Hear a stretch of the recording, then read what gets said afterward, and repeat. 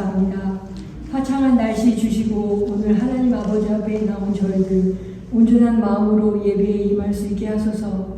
여러 가지로 힘든 일들로 세상에서 지내다가 혹은 아직도 해결이 되지 않아 근심 걱정이 많은 성도님들도 계시리랍니다. 영적으로 육적으로 약해져서 흔들리는 분들도 함께 하셔서 위로해 주시고 이 시간이 저희들에게 하나님 아버지께 더 가까이 할 수 있는 기회가 될 수 있게 하소서. 하나님 아버지, 보이는 것에 만족하며 살게 하지 마시고 보이지 않는 것에 소망을 두고 사는 자들이 되게 하소서. 하나님 아버지께 영광 돌리는 자들 되게 하시고 한 분 한 분 그분들의 환경 속에서 감사하는 성도님들이 되게 하소서. 곧 7월 저희 교회도 창립 25주년 기념일이 다가옵니다. 지나온 세월만큼 아프고 힘들고 기쁜 일들도 많았습니다. 하나님 아버지께서 여기까지 오게 하셨습니다. 부족하고 미약한 자들이지만 애쓰며 기도하는 자들의 기도 소리를 들어주소서. 좋은 교회가 하나님 아버지 보시기에 합한 교회가 되게 하소서. 예배 준비로 친교와 찬양과 방송으로 도우시는 손길이에 함께하여 주시고 하나님 아버지께서 더 강건하게 하여 주소서. 담임 목사님, 송계영 목사님 말씀 전하실 때 저희들의 닫혔던 마음이 열리는 말씀 전파하게 하여 주소서. 처음 시간이오니 마치는 시간까지 하나님 아버지 홀로 영광 받으시기 간구하며 이 모든 말씀 예수 그리스도 이름으로 간절히 기도드리옵나이다. 아멘.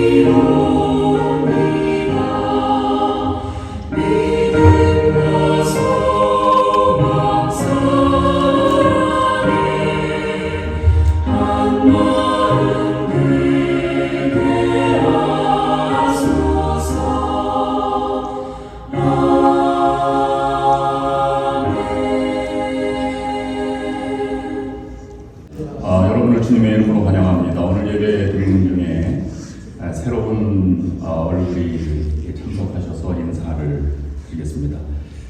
박소연 학생의 고모님 되시는 박미경 집사님이 참석하셨습니다.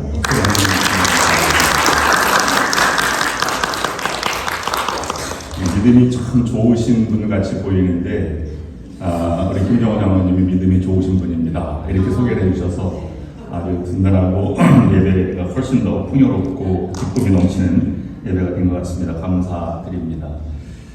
몇 가지 교회 소식 알려드리겠습니다. 제가 다음 주부터 차이니스 UMC 담임 목사도 겸하게 됩니다. 차이니스 UMC는 역사가 한 160년 된 교회인데 5번을 타고 세크라멘토 다운타운에서 엘그로브로 가다 보면 첫 번째 길이 플로린 로드인데 그 오른쪽으로 나가서 바로 첫 번째입니다. 다운타운 아주 가까운 지역에 있는 곳입니다.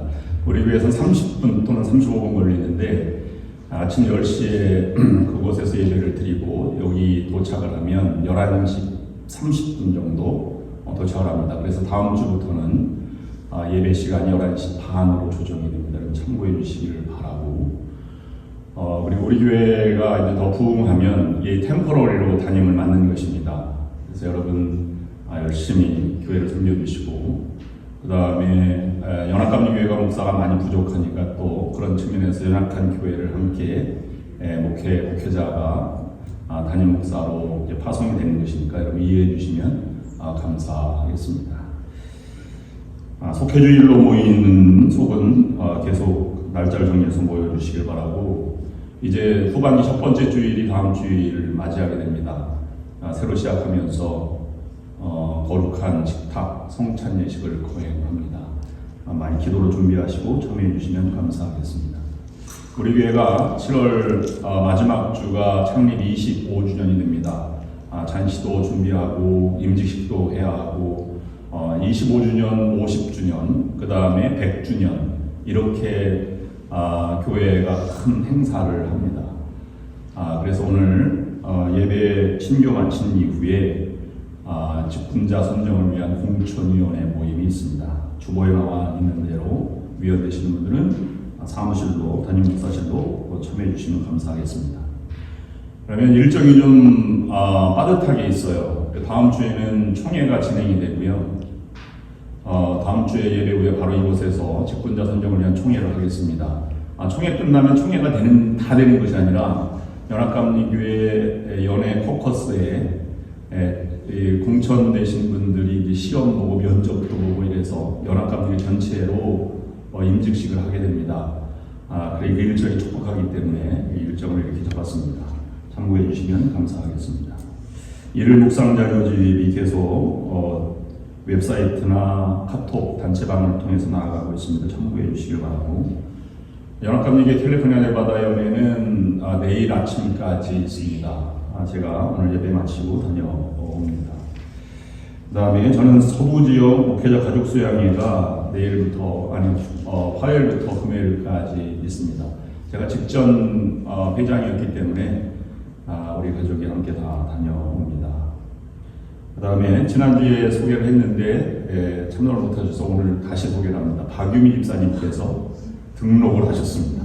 여러분 박수로 환영해 주시면 감사하겠습니다.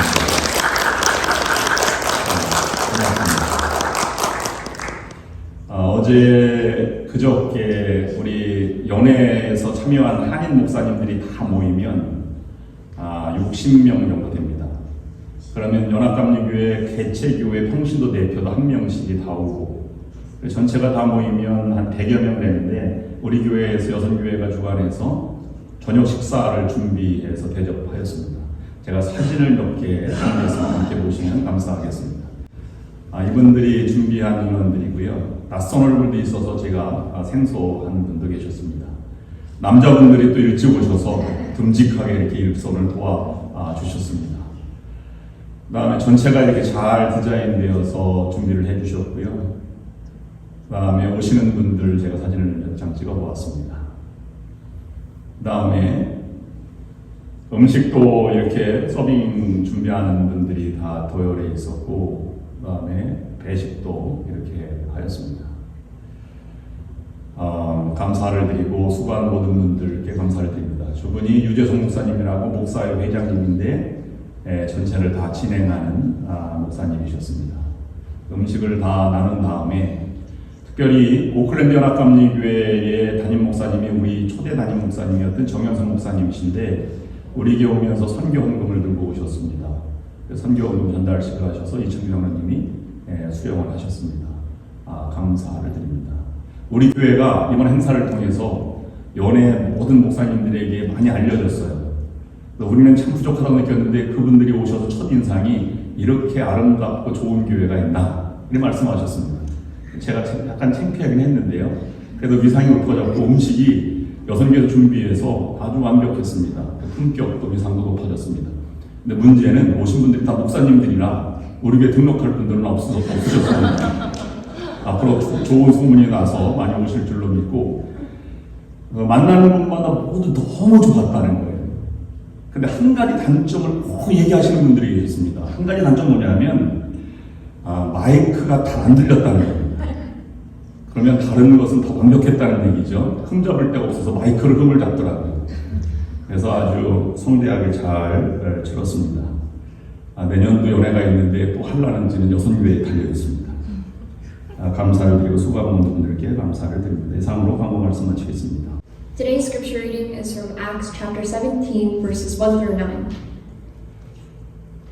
When they had passed through Amphipolis and Apollonia, they came to Thessalonica, where there was a Jewish synagogue.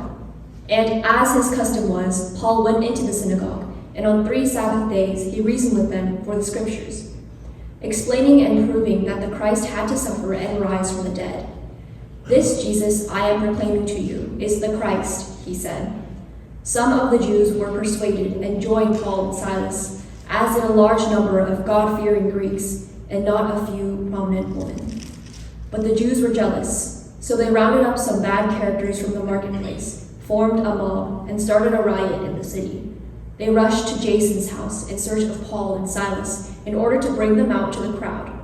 But when they did not find them, they dragged Jason and some other brothers before the city officials, shouting, "These men who have caused trouble all over the world have now come here, and Jason has welcomed them into his house. They are all defying Caesar's decrees, saying that there is another king, one called Jesus."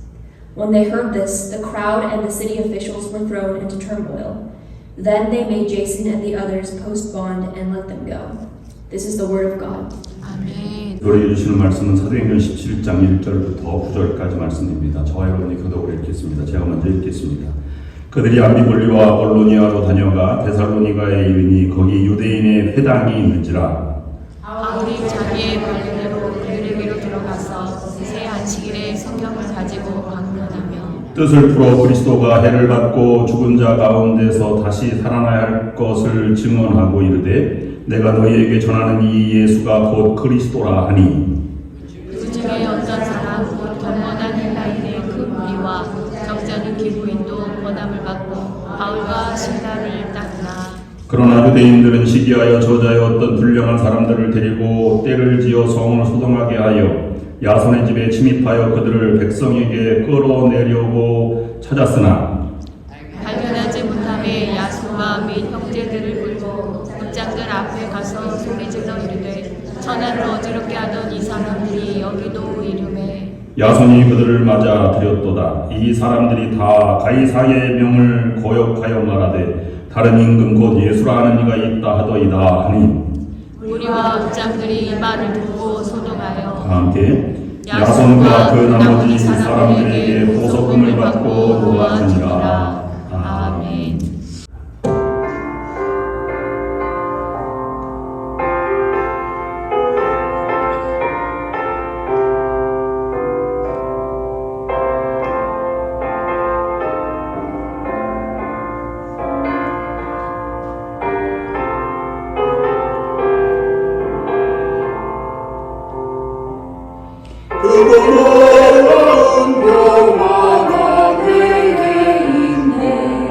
이 세상에 그 없는 영화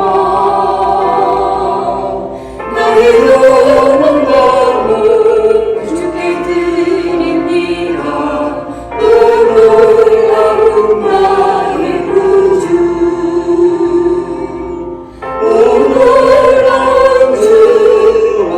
놀라운 주 저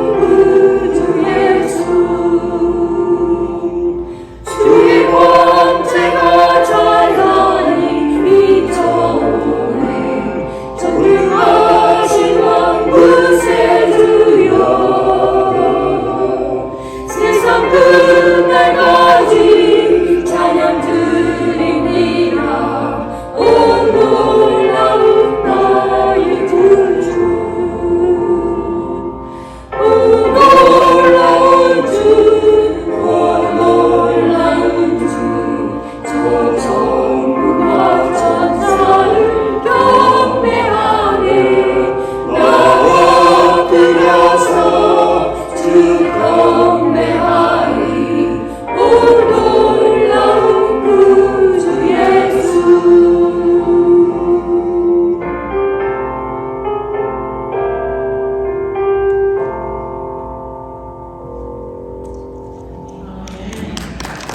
오늘 6월 마지막 주일을 맞이합니다. 하나님께서 2025년도를 허락하시고 지금까지 은혜와 사랑, 건강과 믿음을 지켜주시고 가정과 기업을 지켜주셨습니다. 나머지 7월부터 12월 달까지도 하나님의 은혜 가운데 더 성장하고 풍성한 삶을 누리시는 예배에 참여한 여러분 모두가 될 수 있기를 주님의 이름으로 축원합니다. 오늘 본문은 사도 바울 일행이 빌립보를 떠나 새로운 데살로니가 지역에서 복음을 증거한 역사를 기록하고 있습니다. 우리들은 이 본문 말씀을 통해서 우리가 25년 전에 우리 교회가 세워지고 지금까지 함께 하여 주시고 또 앞으로 50년을 향해서 주년을 향해서 새롭게 만들어갈 때 우리에게 주시는 교회 사역과 이정표 또 전진하는 교회는 무엇인가, 교회가 가장 귀하게 여기는 가치는 무엇이 되어야 하는가 하는 것을 묵상해 보려고 합니다. 첫 번째로는 오늘 본문에서 이 사도 바울 일행을 교회라고 했는데 성서적으로 교회는 믿는 자들의 모임, 사람을 의미합니다.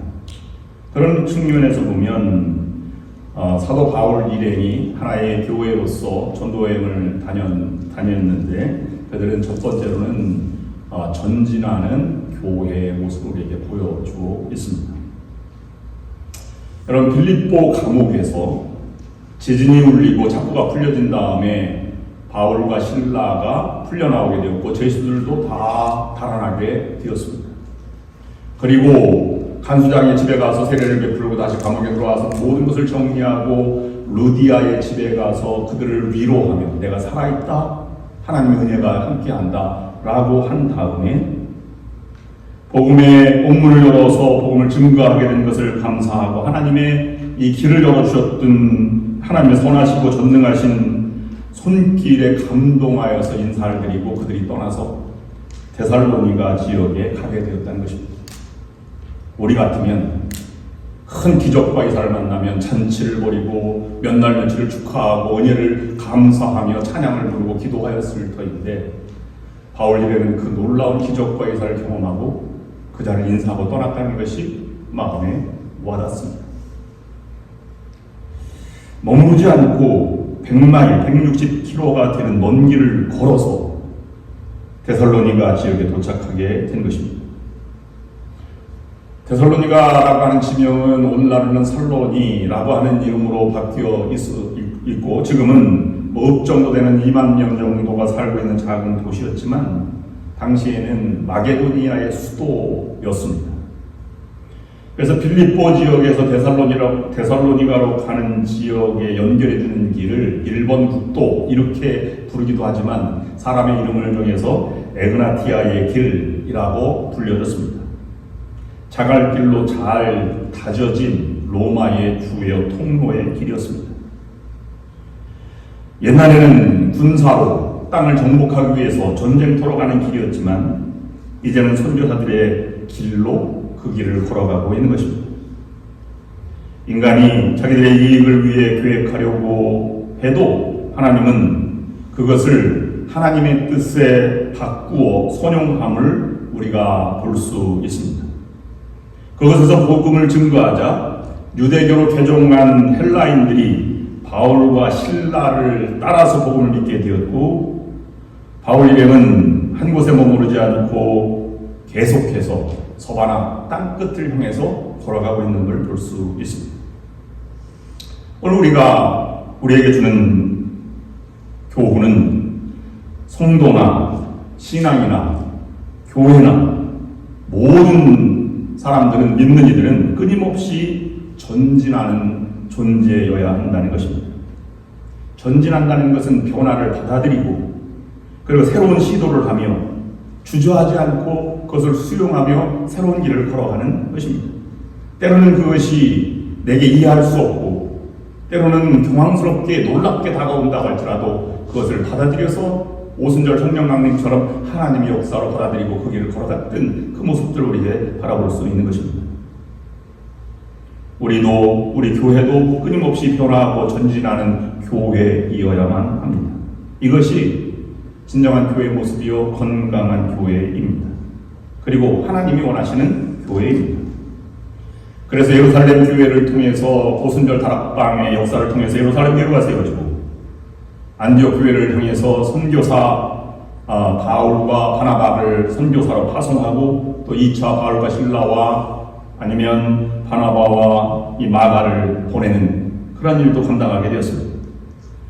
선교 지역에서 비시디 안디옥에 가서 또 교회를 세우고 온 도시가 다 복음을 맞아들일 만큼 큰 반향을 일으켰습니다.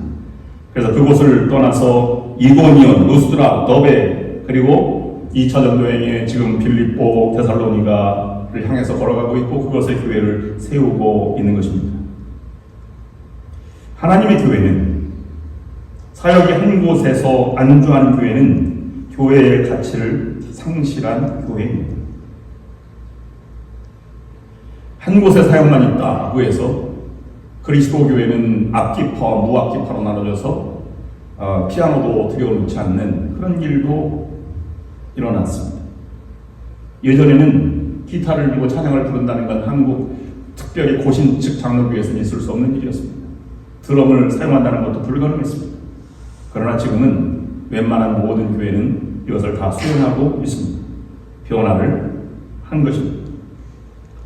또한 우리 교회만 부흥해야 된다라고 하는 그런 측면도 어떻게 보면 하나님의 마음을 아프게 하는 교회일 수 있습니다.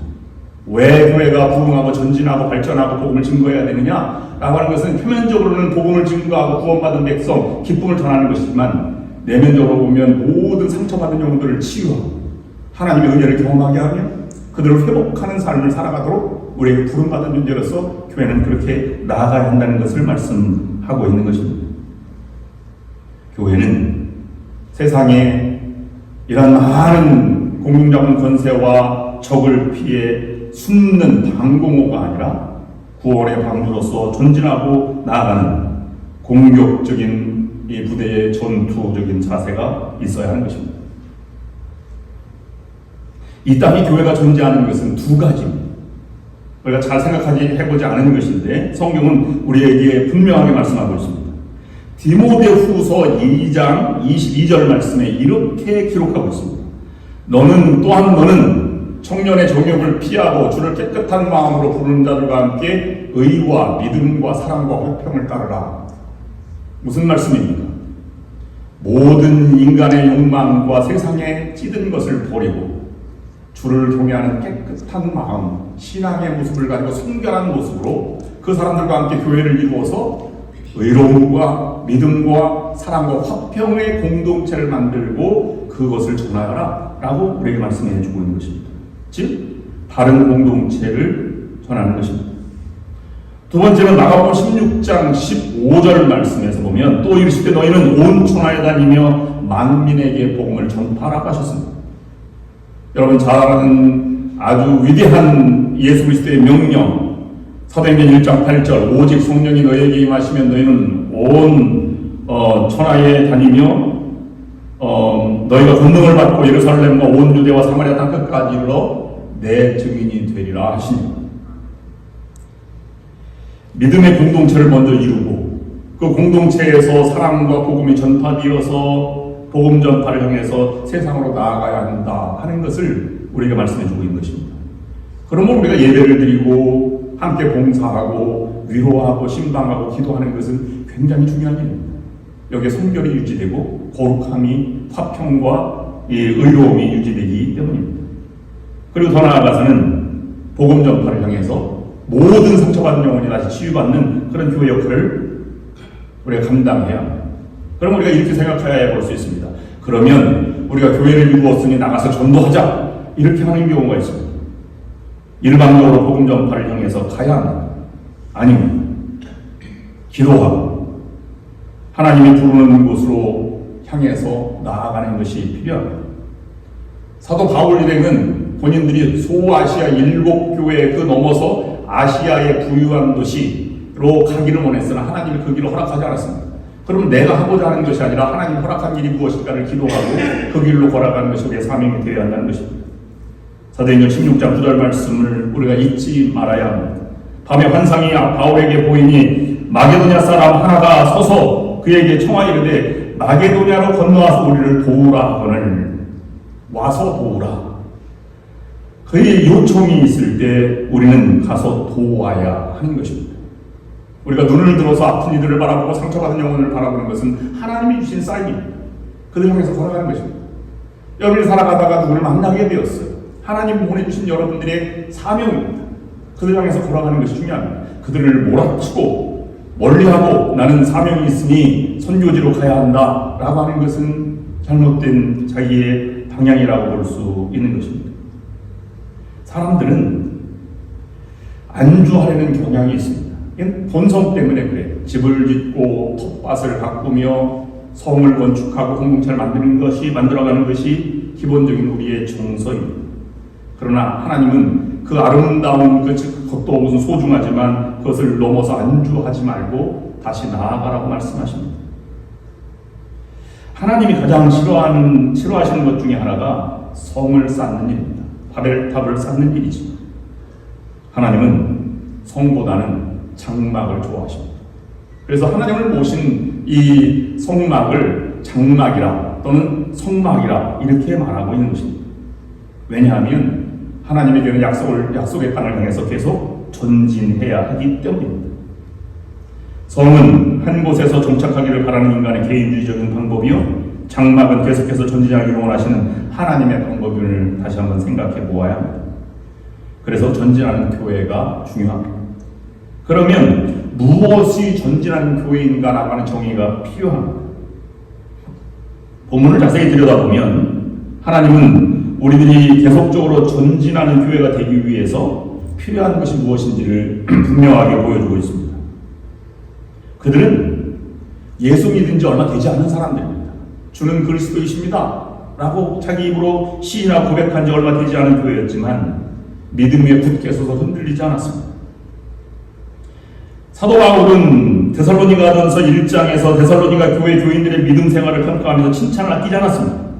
그것이 초대교회 모범이 되어서 이렇게 말하고 있습니다. 우리가 너희 무리를 인하여 항상 하나님께 감사하고 기도할 때에 너희를 말함은 이라고 말하면서 모든 이 믿음의 본이 되는 것을 항상 강조하고 있습니다. 바울이 늘 하나님께 감사하고 기도할 때마다 간과하게 그치지 않은 교회가 되었으니 얼마나 기쁘고 가슴 뿌듯한 공동체였겠습니까? 우리 교회가 믿음의 형제 자매들로부터 이와 같은 칭찬받는 교회가 될 수 있었으면 좋겠습니다. 그런데 여러분 가만히 생각해보면 우리가 다른 사람을 칭찬할 때는 자기가 할 일만 하는 사람을 칭찬 물론 하기도 합니다만 약간 적습니다. 본인이 감동받고 은혜를 받고 놀라움을 받을 때 저 사람은 참 다르다, 저 공교회는 다르다 이렇게 칭찬합니다. 전진하는 교회는 반드시 칭찬으로 연결돼야 하는데 이 칭찬받는 교회는 4가지 때문에 칭찬의 요소가 포함되어 있을 때 칭찬받는 교회가 된다 볼 수 있습니다. 첫 번째는 믿음의 역사입니다. 여러분 믿음의 역사가 구체적으로 무엇을 가르칩니까? 그건 믿음은 다른 말로 말하면 열정이 나타날 때 믿음을 우리가 볼 수 있습니다. 두 번째 사랑의 수고인데 사랑의 수고는 나의 희생과 헌신과 섬김입니다. 힘든 일을 마다하지 않는 것입니다. 세 번째는 소망의 인내입니다. 고난을 겪는 자세의 소망이 끊어지지 않고 항상 기대하고 인내하고 참아내는 그런 것입니다. 그리고 환난을 극복한 교회가 전진하는 교회, 칭찬받는 교회입니다. 이와 같이 더 이상 아파하지 않고 환난을 겪은 사람들은 환난이 닥쳐오면 그 신음을 하지 않을 수 없지만 그 신음을 찬양과 기도로 바꾼 교회가 칭찬받는 교회라고 하는 것입니다. 우리 교회가 이와 같이 칭찬받는 교회가 되었으면 좋겠습니다. 4가지를 칭찬받는 교회 4가지를 오늘 본문을 통해서 묵상합니다. 첫 번째로는 믿음의 역사, 복음의 열정을 가지는 교회, 교회가 전진하는 교회입니다. 전진하는 교회는 데살로니가 교회에 주한 믿음의 역사가 분명히 있는 것입니다. 열정을 다하면서도 힘들다 표현하지 않고 그 길을 간다는 것입니다. 암비볼리와 아볼로니아를 지나쳐서 데살로니가로 갔다고 이렇게 했습니다. 마게도니아 수도 살로니가 마게도니아 수도니까 데살로니가 지역으로 가기 위해서 문화, 경제, 정치 중심지였던 데살로니가로 가고 있는 것입니다. 17장 1절 말씀 보면 그들이 암비볼리와 아볼로니아로 다녀가 데살로니가에 이르니 거기 유대인의 회당이 있는지라 라고 표현하고 있습니다. 이게 현실적으로 잘 와닿지 않아서 지도를 하나 준비했습니다. 여러분 잘 보이시지 않지만 빨간 줄로 그은 곳에서 맨 끝에 지역에 드로아라고 하는 지역에서 마게도니아로 건너가서 왼쪽 위편에 보면 데살로니가 지역에 있고 베레아 이렇게 표시되는 것인데 거기에 이제 해안선 도로로 내륙 쪽으로 오는 그런 길들입니다. 근데 네아폴리, 이 암볼리아, 아볼로니아를 거쳐 갔다고 했는데 우리가 볼 때는 그냥 걸어가서 쭉 간 것 같지만 옛날에 일행이 걸어서 간 길은 빌립보에서 데살로니가까지의 거리를 한다면 우리는 존경을 표할 수밖에 없습니다. 빌립보에서 암비볼리까지는 53km, 33마일, 암비볼리에서 아볼로니아까지는 27마일, 43km, 아볼로니아에서 데살로니가까지는 40마일, 64km입니다. 총 도합 100마일, 160km를 걸어서 데살로니가에 오게 된 것입니다. 낯선 길을 복음을 가지고 걸어갔으니 얼마나 힘들고 피곤했겠습니까? 그러나 그 힘든 것을 마다하지 않고 복음을 전하는 열정에 이 회당이 있어서 너무 기뻐한 나머지 그곳에 들어가서 복음을 전하게 된 것입니다. 하나님은 복음 전파를 위해서 가장 좋은 여건을 갖추고 있는 데살로니가를 택하신 것입니다. 이것이 하나님의 마음이 하나님의 방법인 것입니다. 그러면 우리에게도 동일하게 적용해 볼 수 있습니다. 우리가 변화된다면 복음을 증거하고 더 나아가서 복음의 열정을 가지고 살아가야 하는데 우리는 믿음만 가지고 있는 것이 아니라 그 열정으로 표현되고 열매들로 맺혀가야만 합니다. 그 열매들은 최선의 방법을 찾는 것입니다. 남들이 하니까 하는 것이 아니라 내가 세상의 흐름이 그러니까 그런 것이 아니라 내가 정말로 원하고 바라고 하나님이 기대했던 것이 이것이다 라고 느껴졌으면 그 길을 걸어가는 것이죠. 초대교회는 세상적으로 한 번도 평안을 경험해보지 못했습니다. 그들은 가시밭길이요, 그들은 어려움 속에 있었습니다. 외부적으로는 박해가 있었고 내부적으로는 가난이 있었고 주변에는 배신과 무도함이 있었으며 그들은 언제 어떻게 될지 모르는 불안감에 떨 수 있었으나 그들은 그 길을 걷지 않았습니다. 그것이 믿음의 열정인 것입니다. 교회는 세상 속으로 이렇게 전진해 가야만 합니다. 그런 속으로 간다고 하는 것, 믿음으로 살아간다고 하는 것은 하나님의 주신 마음과 지혜를 가지고 그 길을 걸어가는 것입니다. 거기에 회복이 있고 감동이 있고 능력이 있는 것입니다. 두 번째, 그럼 그 길을 걸어갈 때 가장 중요한 것은 전진하는 교회는 사랑의 수고가 동반되지 않으면 그렇게 갈 수 없습니다. 사랑의 수고가 무엇입니까? 여러분, 사랑의 수고라고 하는 것은 부부가 서로 도와주고 엄마가 자녀를 도와줄 때 사랑의 수고라고 말합니다. 이 사랑의 수고는 없던 일을 만드는 것을 사랑의 수고라고 말하지 않습니다. 가장 기본적으로 해야 할 일, 그 다음에 가장 삶의 기본적인 틀을 지나치지 않는 것, 그것을 당연하게 할 수 있는 것을 정성을 다하여 하는 것을 우리는 사랑의 수고, 다른 말로는 헌신이라고 말합니다. 그러면 우리가 복음 증거를 위해서 최선을 다하는 것은 무엇이냐면 교회의 기본적인 틀에 최선을 다하는 것입니다. 예배 드릴 때 정성을 다하고 감동의 예배를 드리고 친교할 때도 예수님을 맞이하듯이 정성을 다해 친교를 준비하고 다른 사람 인사할 때도 예수님을 맞이하듯이 최선을 다해서 기본적인 것이지만 그것을 정성을 다해서 드리는 것, 이것이 헌신이라고 하는 것입니다. 그것이 있을 때 우리가 복음을 전하는 사랑의 수고를 아끼지 않는 곳에서 복음의 열정이 나오게 되는 것입니다. 사도행전 17장 11장 2절 말씀에 보면 이런 표현이 있습니다. 바울이 자기의 관례대로 그들에게로 들어가서 새 안식일의 성경을 가지고 강론하였다라고 했습니다. 자기의 관례대로라고 하는 말은 초대교회 성도들, 복음을 받아들인 사람들, 사도들의 이 신앙의 행적을 엿볼 수 있는 것인데, 그들은 예배드릴 수가 없으니까 안식 후 첫날에 회당에 가서 복음을 증거했습니다. 거기에 나오는 사람들에게 해당 시기에 예배를 드리면서 복음을 증거하게 된 것이지. 그래서 새 안식일 동안 성경을 가지고 강론하였다라고 하는 것입니다. 이것은 하나님의 말씀을 함께 나누는 그러한 것이 몸에 배어 있는 것을 가르쳐 말하고 있는 것입니다. 예수님도 습관을 조차 기도하러 이 산에 올라가셨다라고 말씀하고 있습니다.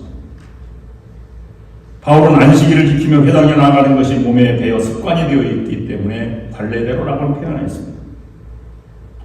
오늘은 이 회당에 갈까 의논해서 결정하지 않았습니다. 여러분들을 잡고 있는 영적인 틀이 있어야만 합니다. 그 틀에 최선을 다하는 것이 헌신입니다. 우리 한 사람 한 사람에게 분명한 규칙이 있어야만 합니다. 그래서 이 예배를 드리는 것도 오늘 이 교회를 갈까 말까 이렇게 하는 것이 아닙니다. 당연히 최선을 다해서 오는 그것입니다. 강둑이 강물을 지켜주듯이 삶의 습관화된 영적인 규칙들, 기본적인 틀들이 우리의 삶을 지켜주고 우리의 신앙을 지켜주는 것입니다. 시카고에서 이 지상 논쟁이 벌인 적이 있었습니다. 매주일 예배드리는 것이 무슨 유익이 있는가라는 논쟁입니다. 내가 평생 교회 다녀봤더니 목사님의 설교는 그저 그렇고 똑같은 설교 매주 하더라. 그러니 이게 매주 가는 것보다 가끔 가는 게 은혜가 되더라. 이렇게 얘기했습니다. 그런데 한 사람은 그래도 매주 가는 것이 중요하다. 왜냐하면 그날 우리의 삶이 다르니까 이 논쟁이 벌어졌습니다. 그 논쟁이 수개월 동안 계속 왔다 갔다 찬반 양론이 있었는데 한 사람의 글로 정리가 되었습니다. 그는 이렇게 썼습니다. 나는 아내가 지난 10년 동안 해준 반찬의 숫자를 기억하지 못합니다. 그러나 그것 때문에 지금 건강한 삶을 살아가고 있습니다. 우리의 사신앙도 마찬가지입니다. 우리의 삶의 영적인 틀들이 우리를 지켜주는 것이고 그 최선을 다할 때 복음이 증거되는 그런 일입니다. 그래서 초대교회는 예배를 중요시했고 우리의 순교자들 역사적으로도 예배를 가장 중요하게 교회를 지키는 일에 최선을 다했던 것입니다. 왜 그럴까요? 세 번째, 분명한 소망이 있기 때문에 그런 것입니다. 칭찬받는 교회는 소망을 잃지 않는 것입니다. 소망이라고 하는 것은 이 소망이 인내라고 하는 것은 끝까지 참아내는 것입니다. 어떤 사람이 끝까지 참습니까? 나는 결코 이것을 잊지 않는다는 분명한 희망과 소망이 있을 때 참는 것입니다. 그러므로 인내는 소망의 결과물이라고 볼 수 있죠. 우리가 참지 못하는 경우가 많이 있습니다. 나는 여기까지입니다. 그런데 어떻게 보면 예수님이 십자가 달려 돌아가시기까지 나를 참으셨어요. 이 못된 나까지 참아주신 것을 보면 다른 사람도 그렇게 행동하는 것이 이유가 있겠지. 내가 모르는 부분이 반드시 있을 거야. 나도 하나님처럼 참고 인내하는 것이 필요한 것입니다. 이 소망이 있는 고난을 겪는 자세입니다. 그것을 오늘 본문에서는 부활신앙이라고 말하겠습니다. 여러분 세상에 들어가서 여러 가지를 한 것 같지만 초대교회 성도들은 이 말 하나가 아주 중요했습니다. 3절 말씀인데 그는 이렇게 전했습니다. 뜻을 풀어 그리스도가 해를 받고 죽은 자 가운데서 다시 살아나야 할 것을 증언하고 이르되 내가 너희에게 전하는 이 예수가 곧 그리스도라 하니 라고 가르쳤습니다. 이 그리스도가 다시 살아난 부활의 주님이다 라는 것입니다. 부활이 소망이다 하는 말입니다. 우리도 부활에 참여할 수 있다 하는 것입니다.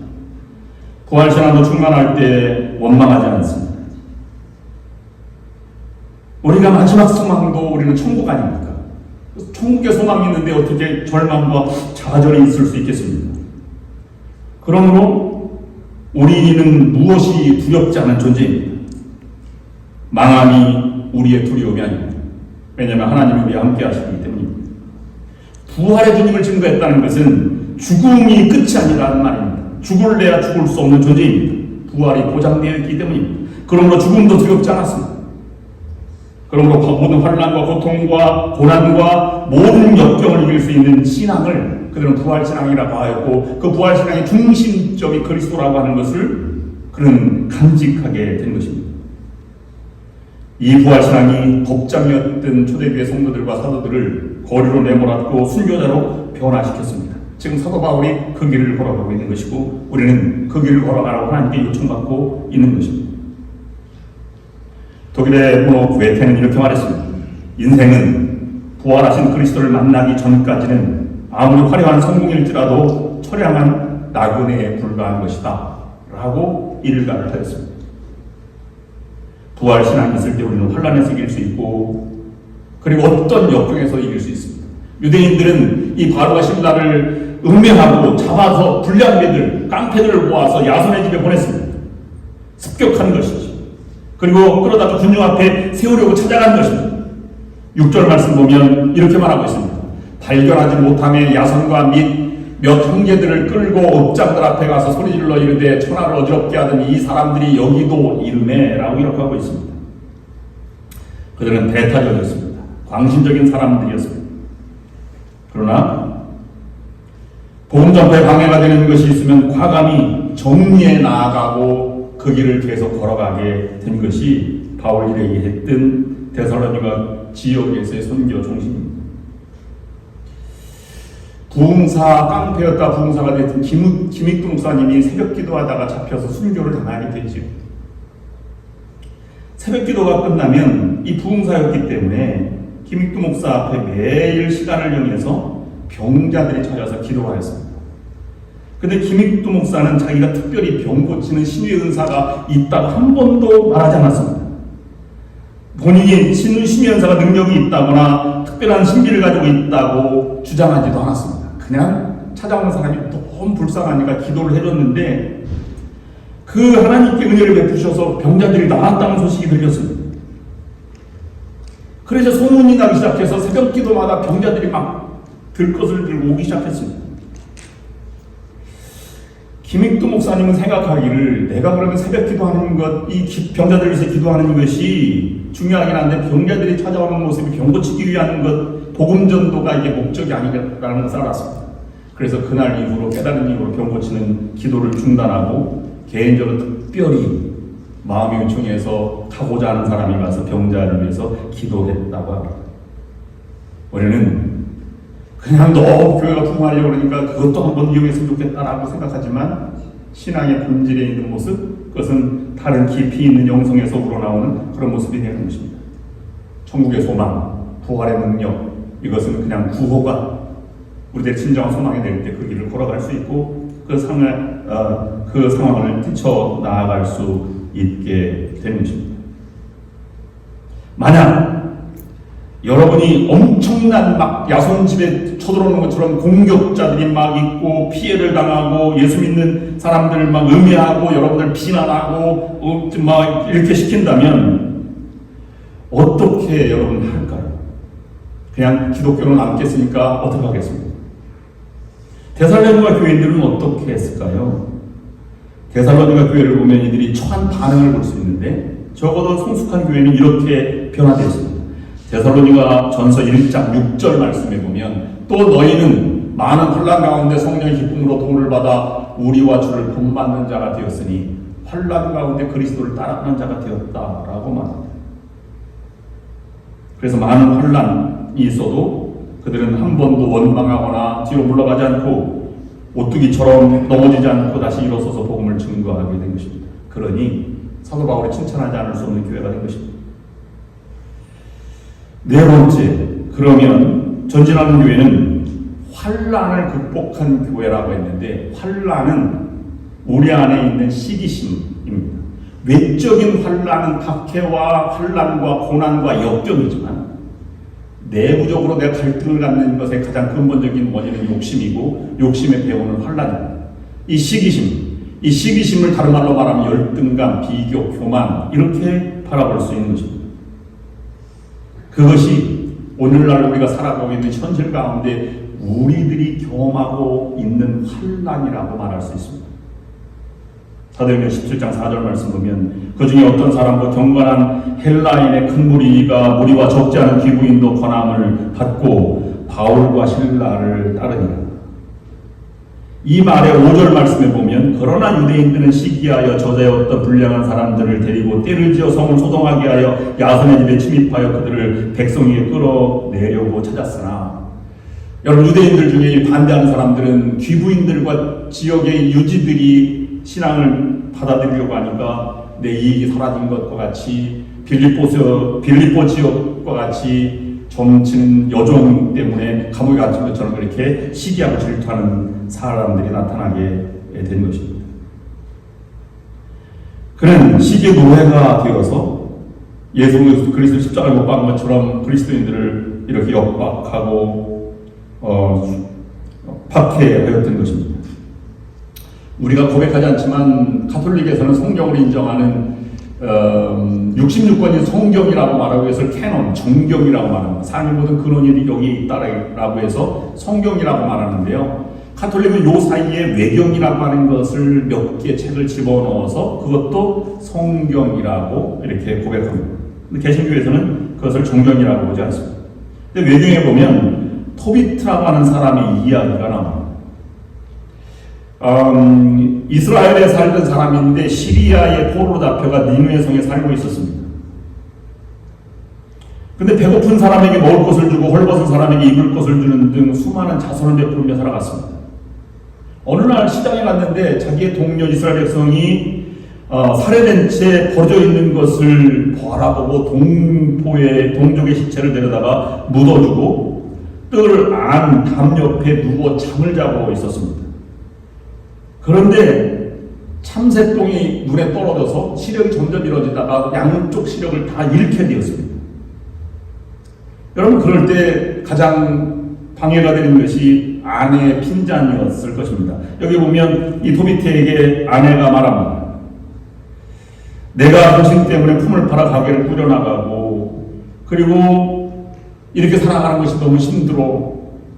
당신이 그동안 베푼 자선과 덕행으로 얻어진 것이 무엇이오?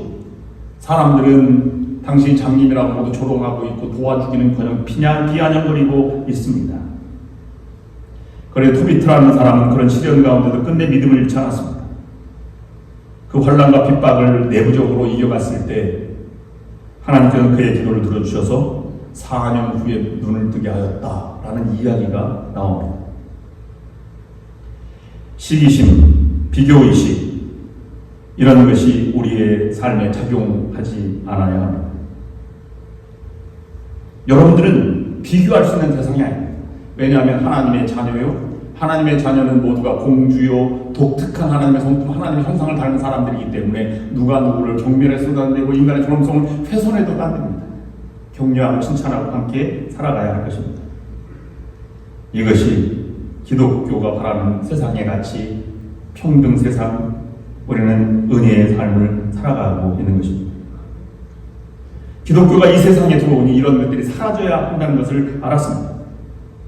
그래서 기독교는 빛이라고 말하는 것입니다. 빛이 오니 어둠이 사라지고 생명의 능력이 오니 죽음의 세력이 시기하고 넘어가게 된 것입니다. 진리가 오니 거짓들이 없어지고 이보다 더 큰 구원받은 백성들의 마음 안에도 시기가 있다면, 우리가 남을 질투하는 것이 있다면 우리는 아직 복음화되지 않은 사람이라고 볼 수 있는 것입니다. 그러면 하나님의 말씀이 마지막으로 우리에게 교훈합니다. 야고보서 3장 16절 말씀, 시기와 다툼이 있는 곳에는 혼란과 모든 악한 일이 있습니다. 이것은 성장을 막는 무서운 질병이고 앞으로 가지 못하게 하는 그러한 모습입니다. 그러므로 베드로전서 2장 1절부터 3절까지 있는 말씀 보면, 그러므로 모든 악독과 모든 기만과 외식과 시기와 모든 비방하는 말을 버리고 갓난아기들 같이 순전하고 신령한 저들 사모하라. 이는 그로 말미암아 너희로 구원에 이르도록 자라게 하려 함이라. 너희가 주의 인자하심을 맛보았으면 그리하라 라고 말하고 있습니다. 적극적으로 이것을 따르는 것을 히브리서 12장 4절 말씀 보면, 모든 사람과 더불어 화평함과 거룩함을 따르라. 이것이 없이는 아무도 주를 보지 못하리라 라고 말씀하고 있습니다. 여러분, 크고 작은 문제가 아닙니다. 이 땅에 우리가 나가보면 산도 있고 들도 있고 강도 있고 호수도 있습니다. 어떤 것이 더 중요하다, 크다 이렇게 말할 수 없습니다. 우리는 그것 때문에 자연이 경이롭다, 아름답다 이렇게 말하는 것입니다. 우리는 거기에서 주어진 사명을 감당할 뿐입니다. 여러분, 어릴 때 전선을 긋는 그림을 다 그려봤을 것입니다. 전선을 따라 번호를 따라 그려다 보면 어느 순간에 그것이 호랑이가 되기도 하고 천사가 되기도 하고 이렇습니다. 우리는 넓은 세상을 바라볼 수 없어요. 하나님이 이것이 좋은 시야만 바라보고 할 일만을 주십니다. 그것을 최선을 다해 살아가다 보면 우리 이 땅에 그리스도의 나라가 전해지고 이 땅에 참다운 하나님의 공동체가 되어가는 것을 볼 수 있게 된 것입니다. 여러분들도 그런 존재로 살아가셔서 전진하는 교회뿐만 아니라 전진하는 성도들이 되어서 아름다운 열매들을 맺어가는 여러분들이 될 수 있기를 주님의 이름으로 축원합니다. 기도하겠습니다. 이제는 교회 머리가 되시며 죽기까지 교회를 사랑하여 주셔서 저희들의 죄를 용서하여 주시고 구원받게 하시는 주 예수 그리스도의 십자가의 구속의 은혜와 저희들을 사랑하시되 독생자 예수 그리스도까지 내어주시기까지 사랑하여 주신 하나님의 크고 놀라우신 사랑하심과 저희들의 삶의 동반자가 되어주셔서 날마다 새로운 소망과 용기를 주시는 성령의 역사인도 교통하시니 이 시간 예배를 드리고 삶의 현장으로 나가는 모든 성도들 위해와 저들의 가정과 하는 모든 일 위해 지금부터 영원토록 함께 없시기를 간절히 축원하옵나이다. 아멘.